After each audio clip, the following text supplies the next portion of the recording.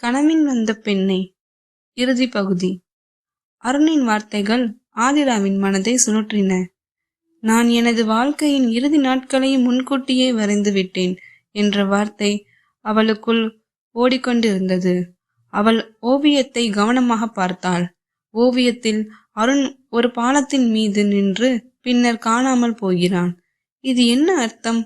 இந்த ஓவியம் உண்மையாக ஆகக்கூடாதே என்று ஆதிரா உள்ளுக்குள் பயந்தாள். அவள் முடிவு செய்தாள், அருணின் ஓவியங்களை உண்மையாக்காமல் தடுக்க வேண்டும். அந்த ஓவியத்தில் பாலத்தின் அருகே ஒரு கிளை காட்சியும் இருந்தது. அது சென்னை அருகேயான ஒரு பழைய இடம் போலவே இருந்தது. நாம் இப்போதே அந்த இடத்துக்கு போக வேண்டும், ஆதிரா கூறினாள். எதற்கு என அருண் குழப்பமடைந்தான். நாம் இதை உண்மையாக்காமல் தடுக்க வேண்டும். அவர்கள் உடனே அந்த இடத்திற்கு சென்றனர். அவர்கள் பாலத்திற்கு சென்றபோது அருண் திடீரென்று மயக்கம் போல் உணர்ந்தான்.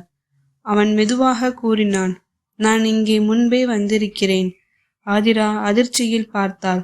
எப்போது? அருணின் கண்கள் மங்கலாகின. இந்த இடத்தில் ஏதோ முக்கியமானது நடக்கப் போகிறது. அச்சமடைந்த ஆதிரா அவனின் கையை பிடித்தாள். நீ எனக்காக வாழ்க்கையின் எதிர்காலத்தை மாற்ற முடியுமா? அருண்